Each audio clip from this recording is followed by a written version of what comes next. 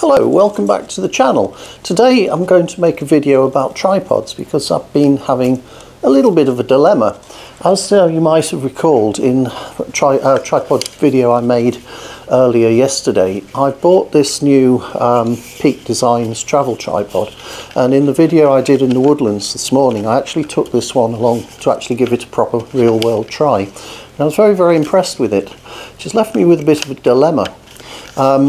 I'll just put that to one side. I'll show you that I bought two accessories with it. This is a replacement head which actually allows you to put any third-party ball head or geared head or whatever you want onto that same tripod. It's about £30, and these are the tiny little feet which actually go on to the bottom of the legs and replace the rubber feet. And all in all, that's a very nice little tripod setup. I'm very pleased with it. Which my dilemma is this beastie down here. I'm pointing down here because it's actually here, but I'm filming on the other camera, so you'll be able to see.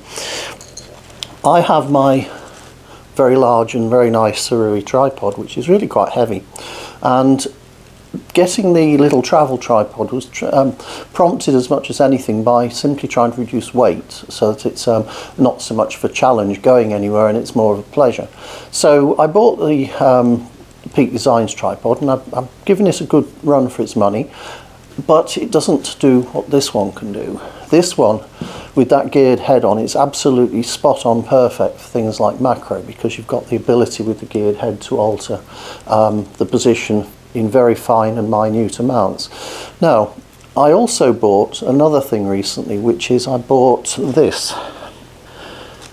Now this is a Sirui, I'll show it to both cameras. This is a Sirui gimbal head, and I've used a gimbal head in the past when I've had long lenses on the camera and I've needed to track something moving, in my case normally aircraft, but sometimes animals. And with a long lens, and by long I mean anything above 400mm, you really do need to have the added stability of something to hold the camera with. So gimbals come into their own. Now this geared head obviously unscrews, which I'm in the process of doing while I'm talking to you, and in its place this Sirui carbon fibre and actually incredibly light gimbal can go. There it is, quite happily fastened on there. Now there are two basic adjustments on this. There is the large knob at the top that allows the head to swivel round around the horizontal axis, but making the camera obviously, or the lens and the camera move, and then obviously it rotates around the center point so that between those two sets of motion you can get any position you want. And if you're careful, you can actually adjust the amount of friction so that transitions are smooth when you're actually tracking or following a bird in flight or an aeroplane. And it also comes with this, which is a very large and very solid tripod foot, which sits obviously in the Arca Swiss plate holder here. Now this normally sits on the bottom of my 200 to 600, but what I thought I'd do was I thought I'd put the tiny little Arca Swiss compatible Peak Design plate on my camera and take off my normal It's a Really Right Stuff L bracket, because on the little Peak Design tripod I can actually take the head and turn it sideways easily, and I don't therefore need the L bracket, and this reduces the overall size and to a degree the weight of my camera system, which is really nice. However, I thought, hang on a minute, will this go on here? And as you can see, it won't, or at least it won't go that way, because the plate's offset towards the left hand end of the camera and all the battery compartment and everything and handler at the right, so it won't fit that way round. But if you spin the head on the plate, so the gimbal round, you can actually quite happily fasten the camera. And normally cameras don't fasten directly to gimbals, it's normally the lens, because the whole point of it is you can actually get the balance point of the whole setup configured. But as you can see here, that with this little 100 macro manual lens on quite happily sits in this gimbal, which is excellent. I like that, that's a good feature. But what a gimbal's really there for, as I've mentioned earlier, is for something the size of, and I'll go and get it, just to emphasize the physical size of this beast. This is Sony's 200 to 600 millimeter lens, and with the lens hood on, and it's a bit of a beast. It's about, well, if I compare it to this Peak Designs tripod, it's longer than the tripod with the lens hood on. It's certainly bigger in diameter than the lens is. Sorry, the lens is bigger in diameter than the overall dimensions of the little tripod. So let's just mount this in this gimbal with that rather nice, I think it's a Benro, yes, it's the plate. It's the plate that came with this, that blue plate that's on the bottom of the lens.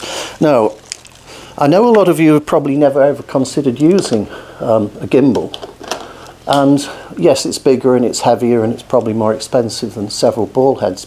But the idea behind it is that when you've got everything correctly balanced, everything should stay where it is. Now that isn't at the moment because the lens is too far, it's tipping forwards. So it needs to actually come back further, which I can't do with this blue foot on. I'd have to use this foot because it's got more play in it.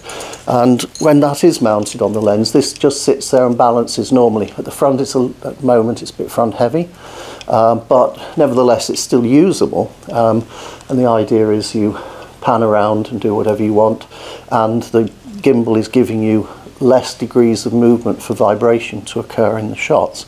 And the point of my this video is I don't actually think I could actually use this gimbal in place of a ball head, because one problem I always have with the ball head is if you undo it and you don't hold on to the camera, and especially if you've got a large lens on, can just flop sideways if the friction level isn't high enough, and that can do damage to the ball head and also usually camera equipment, lenses and so on. Whereas this naturally doesn't, when it's loose, it doesn't actually represent a problem. It's just sitting there quite happily, and therefore when you come to line up on a shot, even if you're doing a still, whereas a ball head you've got to rotate the one friction lock mechanism. Sometimes there are two, but normally one. And when you've locked it off, it very often creeps, and I've had this with virtually every ball head I've had, no matter how large. If you've got a relatively heavy fronted camera lens combination, the ball head, when you actually have tightened it up, then the camera will just settle, and that's often enough to spoil the framing of the shot.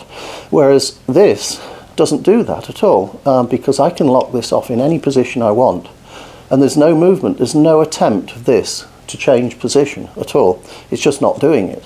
And I'm thinking I might actually use this gimbal head as my main landscape head, camera mounting if you like, when I'm out and about, when I'm not using my new favourite toy, which is this one.